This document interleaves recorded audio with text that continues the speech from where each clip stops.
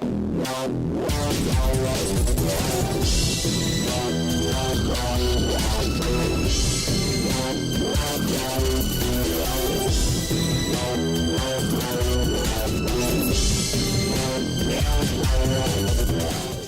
everyone, and welcome to the Road to Freedom podcast. I'm Patrick. I'm Matt. And we're doing this one in front of a video camera. So for all you people just listening on the audio player, you're missing out on just how man-pretty Matt really is. So now we know. But we have to apologize for coming late because one of us got sick. Yeah. And Matt, can you tell me how the government has caused you to become sick then? We can find blame for anything. It's the government's fault. It's just being the government. Yeah, I mean, just forcing me to pay taxes just made me sick. Made you sick with anger. Yeah. I did see a meme today that was like, 2% on coffee and tea tax, full on revolt, 30 and 40% of your pay taken away from you. Everything's fine. I know. We should have already started a revolution 100 years ago. Again. It would have been nice. I blame our parents. Yeah. Our parents. Either one. Yeah. So today we're doing free markets as it applies to the non-aggression principle. So we'll be covering just a few of the subjects because unfortunately there's too much to cover when it comes to government intrusion into the free market. Yeah, for sure. Again, the non-aggression principle, we're in a series where we're trying to apply the NAP to different areas of an overall society that we live in, and how the government gets in the way of the non-aggression principle, how it violates the non-aggression principle, which is the use of force, threat of force, fraud, in order to deprive someone of their natural rights, or just the use of violence is illegitimate. And so the government obviously has a monopoly on power. They're the only ones that claim to have a legitimate use for power, and so all that they do is just through a series of force, whether or not you agree to it or not. You can think that giving 10% of your money to the homeless is a good thing, but when the government agrees with you, they always do it under the threat of force. If you don't give us this money for this, then we come and tax evasion. Yeah, or just you don't own your own property. Never. That's a big one. You just rent it forever. Yeah, there's no phasing out. There's news stories upon news stories of people just not paying taxes and their houses are getting foreclosed on because they have an outstanding tax bill. At what point do you actually own your own home? Yeah, you'd think after, I don't know, you sign a 30-year mortgage. I don't own a home, so I don't know how it works. But let's say you sign a 30-year mortgage, you think at least after you pay the whole house off, you're done with your 30-year mortgage, that you've paid the house off, no more payments, you think you'd at least own the house and maybe the land, But no, because you still use roads and schools probably by the time that you pay out a 30-year mortgage, no one in your family is using schools because they're done. They're all done. Yeah. But you're a drain on society. You didn't build it, and so obviously we can't privatize any of those things. Although schools we did cover, and you can definitely privatize roads. You can definitely privatize because the government's not creating roads. When side tangent, but when it says who will build the roads, well, who's already building the roads? Well, private contractors. Yep. Unfortunately, we have here, and you just drove through one to get to here. The government had a work stoppage where they employed union workers, and they didn't want to continue to pay them the cost of what they issued. So there you have the government just failing to stand up to a contract that it ended, but there's no hesitancy for them to go, our contract ended, we better get one in place before this next one does. Where if you own a business, if you don't have the next one everywhere, and you have a work stoppage, well, you're just out of money, and you're going to go out of business if you continue to not the have government has gone out of business probably a million times. But they just, we'll raise taxes, we'll just make this money over here and create it, and we're good. You and I can't take a printing press and print money, but they can. Yeah, I wish. Yeah. It'd be better looking money, too. Wouldn't have dead white men on there? No. Or the Queen's face? No. We'd probably find something like the Mises dollar or the Rothbard buck, something like that, or maybe the Ron Paul had a gold coin I think stamped, which is technically illegal because you can't coin money. It's only Congress that can coin money. Although they don't coin money, they give it off to the Federal Reserve. But there's big tangents right there. But so free market. What is the free market? In a capitalist system, my microphone stand would stay in place, but in a capitalist society, which means that there's private property and private ownership over the means of production, that you have the freedom to associate with who you want, to do the work that you want. It's not without consequence, though, because you don't have the ability to pull guns on people and say, buy my product. Walmart doesn't have a standing army where they come and say, the Joe Pesci over here with a baseball bat is you have not to gonna be buy happy. Your potato chips here or else. Yeah. And then you have roaming gangs of Meyer. In the blue, the blue smocks going everywhere, and the red smocks. So there's the Crips and the Bloods right there. Yeah, Meyer versus Walmart. Yeah. The Jets and the Sharks with dance poetry. So you don't have the ability to use force. So what do you have to do? You have to have a better price, a better product. You have to at least convince more people that your product is worth buying over somebody else's. It might not even be the most expensive or the least expensive. Yeah, it could just be the better product, or you could just have a really good marketing campaign. And you and I have talked about this recently. It's when it says Walmart comes in and says, they killed the mom and pop stores. No, people killed the mom and pop stores because they went to Walmart. They went to Walmart because Walmart's able to offer a lower price for either the same or better products, and people chose to save money in that. And that kind of goes to the free trade talk today that we have. We don't usually cover federal things because we like to leave that to the 80 other thousand libertarian podcasts. But today, as of 10/1 of 18, we have a new North American Free Trade Agreement. Yeah, the USMCA. Yeah, and so obviously it's just a piece of paper that says there will be free trade with no tariffs between these countries, and there's signatures, right? That's nope, it? Unfortunately not.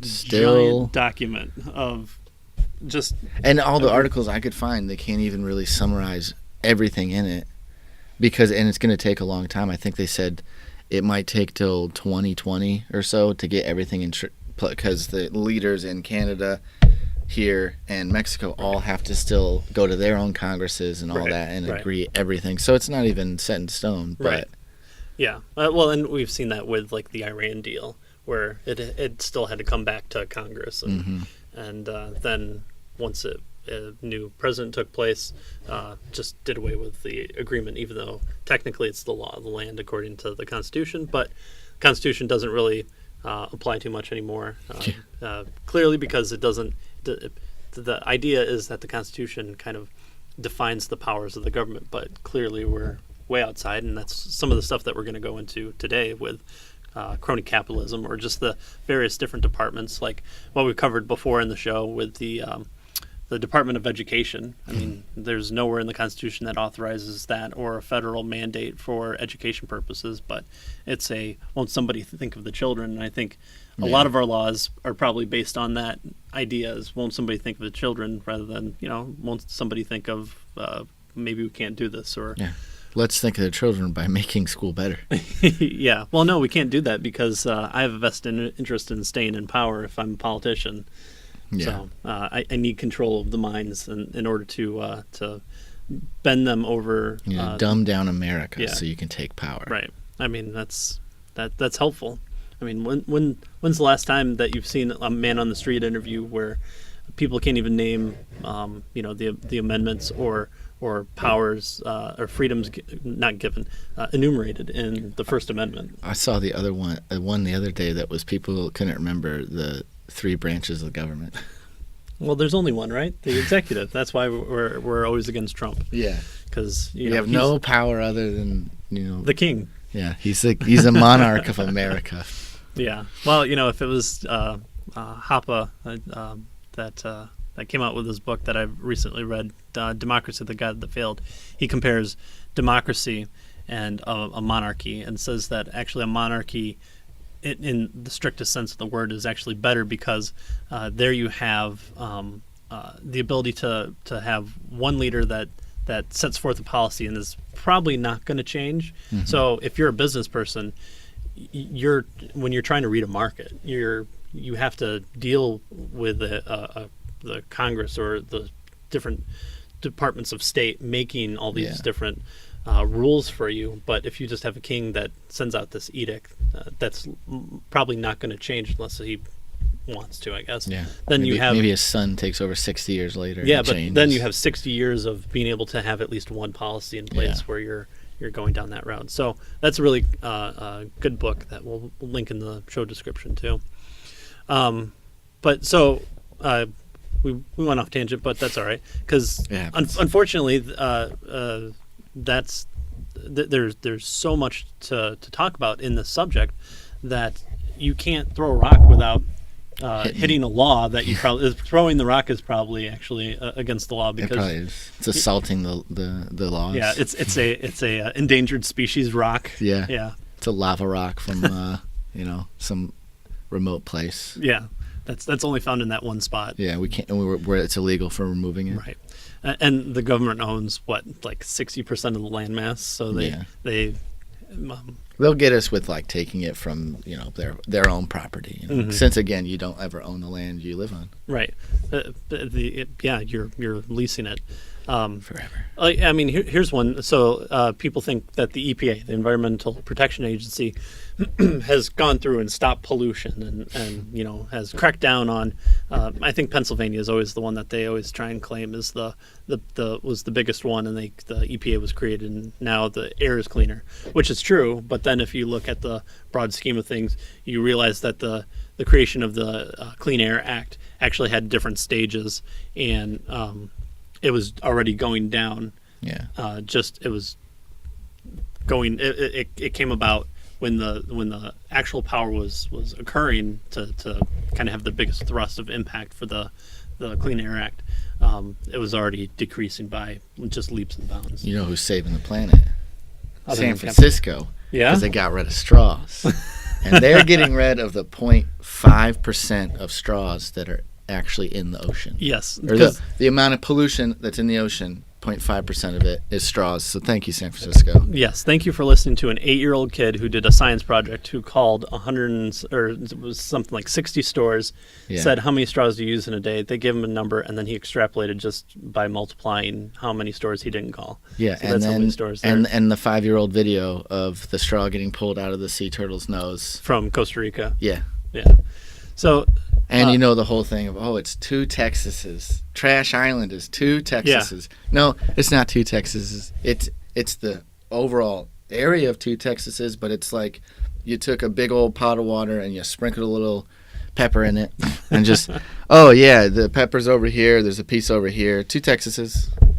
That's right. And it's just floating around the currents. I mean, it's bad that we pollute in there, but, Let's go for something bigger than a straw. Well, and here's the thing: it's just floating out in the ocean. No one owns the ocean, right? Like it's public property. Why aren't we going out there with little skimmers? Because no one owns it. There's no desire to maintain. There's no maintenance of it. You can't go out there because it's not private property.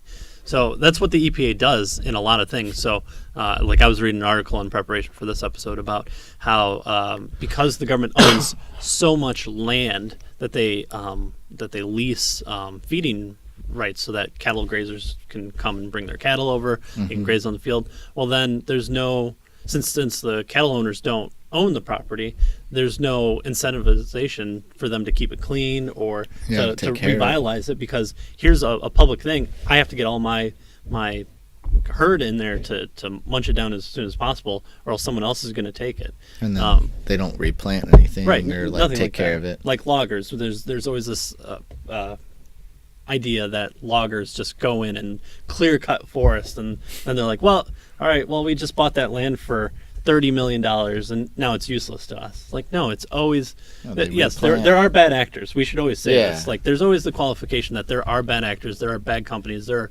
are companies that even in a libertarian utopia, whatever that might look like, would be bad. But what are the means for punishing them, but without the use of a overarching government to say, here are some arbitrary rules with arbitrary numbers. Mm-hmm. But forestry of replanting, you've bought whatever piece of land for whatever amount of money. If you could just clear cut it, you're out after it's all done. Yeah. That's why you replant it. You come back like however many years later. Right. You study what the best resting period is, the rest soil consumption is. Mm-hmm. So, in fact, a lot of those companies also then will sponsor, like, save part of the rainforest, or they'll have some other outreach where they're trying to negate that image of, we're the evil loggers that are cutting down redwoods that have been in existence for 8,000 years. Yeah, and a lot of them, they just cut out the dead stuff too, and they use what they can. Right. And it's just when it's people go in, take pictures of after they cut it down, and they don't ever go back in and take a picture of them replanting it. Mm-hmm. And then, I don't know, however long it takes a tree to mature, whatever they're planting, they come back later. It's just farming. It just takes a lot longer than, mm-hmm. Growing corn and everything. Yeah. And so if you have things that are public property and you have the ability for the government or whoever to kind of lease it to whoever needs it, then you have kind of a scramble, mm-hmm. like you would in socialist nations, like we see in Venezuela, where people went in and quickly got all their materials because it was going to go out of stock. So there's no desire to go in and preserve it. That's why things like what's it called when like prices really shoot up and things cost, like a bottle of water. Hyperinflation. For when, like, disasters happen and then bottled water goes through the roof. You know what I'm talking about? Yeah, I just can't think of the name now. I know. That's why people loot. Yeah, price gouging. Price gouging. So price gouging is just a response to a giant market, and the demand just went higher. Demand went higher, and so what's happened there? Well, if you have the government say, well, we're freezing prices. A bottle of water costs $1, so it's not going to cost $10 a bottle. Mm-hmm. Well, then you're going to have people that go in there and go, well, I don't know what this disaster is going to do. I'm going to buy up as much water as possible because I could be stuck out there like what happened in Katrina. Mm-hmm. And so the government freezes the prices, and then there's no importing it because you have a disaster coming in. There's no desire for outside people to bring stuff in because they're not going to be making any profit for what they're putting their lives or their materials on the line for. Yeah. So government freezes the amount, or like what we saw after September 11th is they then went after people who inflated gas prices. Well, the demand went up because people were scared and they went and got more gas. So prices tell you what the market is, a sign of what the market is doing. And so with price gouging, you have people who own the property saying, okay, well, I'm going to charge $10 for this bottle of water. Yeah. Well, then other people are going to see that and go, well, not only do I want to help those people, but I can also make a profit. And I'm going to try and be the product that sells for. So if I buy a bunch of water for $1 and someone's selling it for $10, I'm going to come in and sell it for $8. So there, I'm saving everyone $2. So it's bringing in more material. I'm sacrificing my time, my body. The desire maybe even to make a profit. It might not happen. I'm coming here and I'm bringing it, and so it's bringing in more material than what you would if it's just open to the public, or if the government, somehow freezes prices. So that's what you have in a disaster area. The government just is saying, well, write it out. We have we have FEMA, but even their own records show that FEMA isn't the best done. I mean, after Katrina, you had all those different I mean, just material just sitting out. Like they had like RVs that were just boxed up and never went anywhere, and so they're just in a giant warehouse right now that are just sitting there. Just sitting there. So, utilization of resources is a big reason why you don't want public property or the government to control anything, because it's not even their property. No. If they're running out of something, they just find the money somewhere else or raise debt or make it out of nowhere. Yeah. So like when it comes to roads, the government doesn't create it. They make an agreement where they steal your money and give that money to put it back to the people who actually make the roads. Yeah. So it's like that scene in Office Space where middleman, where the jump to conclusions guy is like, well, what is it that you say you do? Yeah. Well, I'm the liaison between the customer and the engineer, because the engineers can't really talk to the customers. So you should be thankful, Matt, that the government is talking to road crews for you, because you're too stupid to come to an agreement. I wouldn't understand, cement, paint, lines. Yeah, it's rollers. never been done before. Or we see like Domino's Pizza is going out and filling potholes and stamping. Potholes. Like on Joe Rogan's podcast where Larry Sharp was on, he was saying, let's start naming bridges and roads and whatever else, and have naming rights for these things. Yeah, the Costco Bridge. Yeah. Meyer Road. Where do you live on? Oh, Verizon Road? Oh, yeah, I know exactly where that's at. It's that really nice road that I pay a penny to drive down because they want to recoup cost or whatever it might be. And it's a great it'd be a great marketing for them. Yeah, absolutely. If all of a sudden, take New York. I think that's what he was talking about. You take all the bridges they have in New York and just make sure they're upkept and everything. Just company names across all of them. And that way, if it's not kept up well, you have a giant sign on top of that says, hey, this is the Costco bridge. If it's really crappy, it's Costco's fault. Yeah. Or home associations have a private road. You drove on a private road coming in today, because I live on a private road. And I didn't pay any money. Oh, man. My goodness. It's terrible. It's terrible. Absolutely terrible. There wasn't like a Gestapo out front stopping me and patting me down saying, hey, give me your money right now or else your tires can't set tire on here. Yeah. Although if we wanted to, we could. You could. So you could say, hey, it's 25 cents every time you want to go to your friend's house or whatever it is down the road. But you don't, because you don't need to. Right, exactly, because there's a pool that's collected between like-minded people. So, like, if you have businesses, you want customers to come to you. So businesses would take up a collection to build a road. You'd have probably road improvements happening because, when's the last time that you've seen anything improve?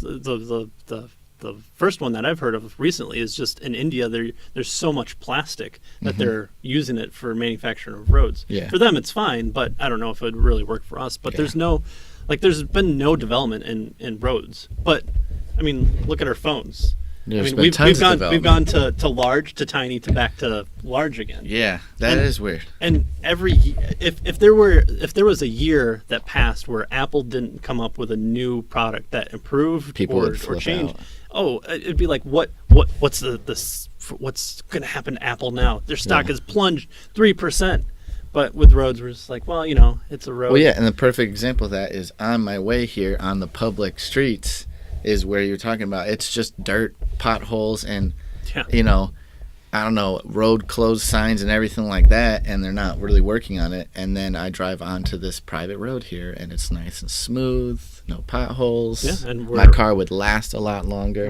We're already saving up money to do it again because it's not the best, but at the same time, it's usable and it's way better than any other road. I think when it comes to roads too, the worst part of that the government does is other than taxing us and taking our money, is you build a road and it's rated for 50 years or something like that. Same thing with bridges or any sort of infrastructure, and they don't start making a plan until the total road's gone to total crap. Yeah, they don't plan ahead like, okay, we built this road in 1950.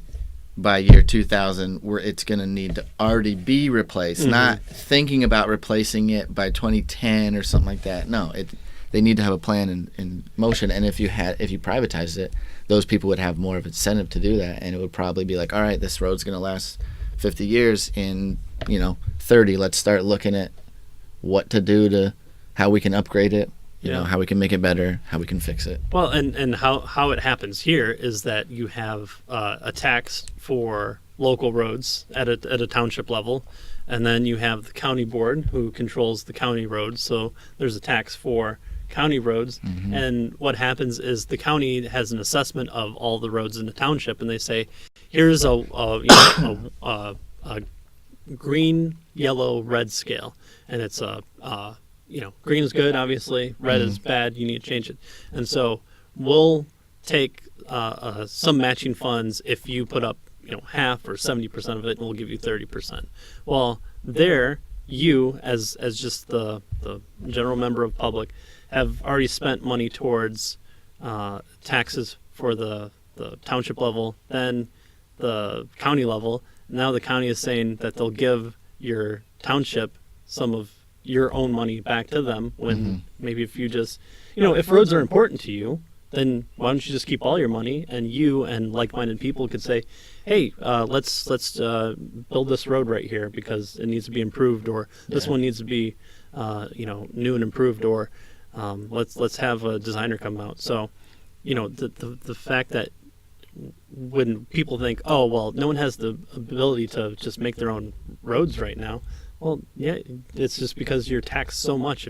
If your entire paycheck was given back to you, or nice. You didn't have to pay all those taxes, or your business didn't have to pay all those taxes, you'd free up a lot of money. Yeah, you'd free up a ton of money. And then maybe in the 50s you needed some just grand scheme of trying to raise funds.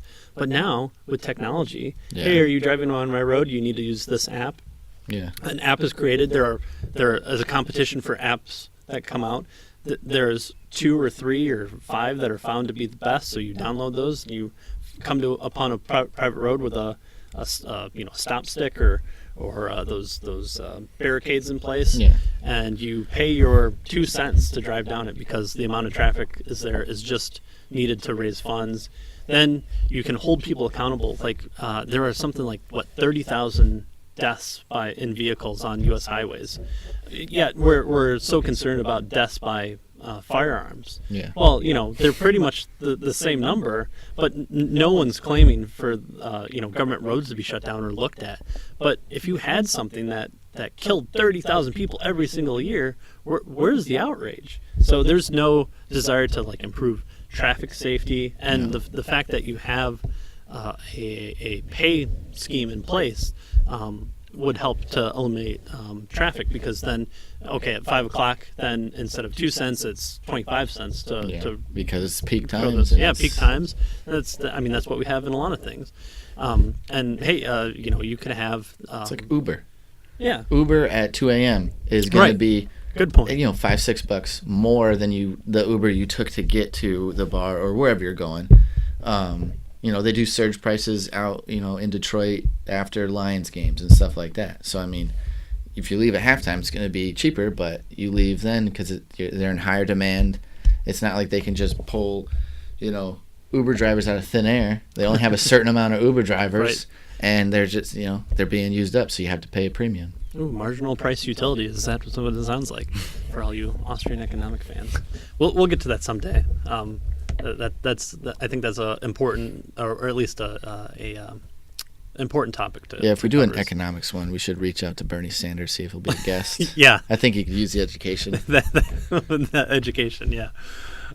So with at least with roads there, then you have the ability to utilize different traffic patterns, like roundabouts. Roundabouts is shown to increase the flow of traffic and the safety of traffic. Where you're a lot of people don't know how to use them. They don't understand a yield sign, but yeah, but it'll come with time. Blinkers too. Yeah. But I would love to see. There's one that I know of that I go to work every single day and hit it, and I'm like, I just want there to be a roundabout here. Yeah. But like the ones that they built on Sprinkle Road where you get onto 94. Right. The 2 roundabouts there, I remember I used to drive that area all the time, and traffic when it was would red back lights, up onto the highway. Well, in that, and traffic when you're going to the highway, like towards Portage and everything like that, it would back up all the way. You'd be 2 lights back, and there's a good, quarter of a mile gap that everyone would be in this right lane too, and then you'd get the people in the left lane trying to rocket forward and go over because they didn't want to be quarter of a mile back in this red light because everyone was getting out of the highway at 5 o'clock. And now they put a roundabout in, and it's just so much, the flow's amazing, and I haven't seen it back up even half as far as it used to. No, even after big like Wings Event Center games or concerts, it's not bad at all. Yeah, so there are improvements that you could make, or just technological improvements, or just you can incentivize the flow of your traffic. You can say, okay, we have allocated 5,000 trips a day for low-income people that can't afford the 2 cents or the 25 cents. So there you offset it with naming rights or advertisements or anything like that, or ads on your traffic app. So there's just a ton of ideas there that you could do. That I mean, I'll be reporting probably in the next episode, but the Road Commission is coming to our township and presenting. So I'll have a few libertarian words for them that I'm sure they'll shirk off and go, private roads, how would that ever happen? Yeah. How can you have the most sophisticated self-driving vehicles that were ever created by man on those roads? How can those ever be created but a slab of cement is the most mind-blowing thing that we can come up with that touches the road. And that somebody else owns it other than the government. It's because everyone's first thought is the fact that if they think of, like, I don't know, the game of Monopoly. That's what they think this is, where, like, you just build up all your hotels. You can't wait till that person lands on your hotel and you get to take all their money. Like, that's not how it's going to be, because no one will use that road. Yeah. And if that's the only road in town, someone else is going to build around it. Right. There's always the ability to have a competing market. That's why, again, monopoly, a natural monopoly in the marketplace, it rarely exists, because there's always competition that will nip at the person's heels. But let's even say that a natural monopoly happens, no use of force by a company. Let's say Walmart becomes the only grocery store in the entire United States. Well, they're offering the lowest price so much that there's no competition for it. So they've found the perfect platform where they're profitable and they're driving in 100% of the customers. Now, as soon as one person isn't satisfied and has the ability to raise capital to then compete with them, well, then you're going to have not a monopoly. Yeah. But that's why this idea of like trust busters and oligarchy, that oligopoly, like multiple people get together and agree upon a certain price. Well, yeah, those people are in agreement, but then you have other people. The only real monopoly that you can't ever defeat is from the state, from the government. Like railroads, there was a monopoly given to pretty much majority of the railroad owners, and that was the government saying, we want to invest in this infrastructure. Now, were railroads beneficial to the history of the United States expansion? Yeah. Big. But should that have been done at that time with those resources? Could those resources have done other things? How about the plight of the American Indian? Did the railroad help to move them off their land faster and even more? So there's no consideration for, well, yeah, I mean, it was beneficial, but the what ifs. What would have been better? What if instead of fighting and giving this money for different wars and different territories, you actually had just a natural expansion of people, and they were able to keep their money, and what new things would have been created because of it. Yeah. So that's part of what you kind of call like crony capitalism. So that's when, yes, private businesses come into direct benefit from government means, but it's the government who picks the winners and losers, and we see that with the solar and wind. Well, is solar and wind the best? Well, I mean, maybe, but let's have the market decide which better utilizes limited resources, because we're not in Star Trek, so we don't have the ability to say solar wind farm and it just beams into existence from nothing. So if that were to happen, we don't have warp speed to go travel to go get. Yeah. whatever. So if we ever get that from Star Trek, Yeah. then I'll become a communist All right. without the use of force. You heard it here. Yeah, anarcho-communist, just a contradiction in terms. But you have a limited resource. Prices tell you where to make determinations on where those resources go. You have people that go out of business because they didn't read the market correctly and they didn't put the correct number of resources in. We see this with, let's talk about bricks. You have two companies that are wanting to build a building. One guy buys 1,000 bricks for his building and he needs 1,000. Another one would like to build a 1,000 brick building, but will do with 750 because that person sees a shortage in the brick market because there's a war going on, and so there might be resources that get diverted. Well, that person who needs 1,000 bricks to complete that building, if he's off by one, it's an incomplete building. Yeah, but if that person has the ability, the second person has the ability to buy 1,000 bricks, well, then he can go and sell the rest of the 250 after he's completed the 750 building to the war effort or the rebuilding effort from the war, or to that guy for an inflated price. Yep. So it's all about reading the market, being the best business person. That way, you're not just throwing your money or your or grabbing up resources like we see with our example with natural disasters and the water. So you have the ability then to utilize good business practices, and then on top of that, you can make a profit from those good business practices. Whoa, we just changed. Oh my goodness. So here we're doing a quick outro because we're split it up into 3 episodes. So we wanted to give outro to remind you to go to iTunes, Google Play, where else? Stitcher, the YouTubes, to check us out. Subscribe, like, do all those social Ring media the bell things or whatever they say with that thing. I don't know. Yeah, but we're being downtrodden by the YouTubes. Check us out there. And we'll come back in a couple days for you for the next episode of part 2 of 3. So live radically and live free. And privatize it.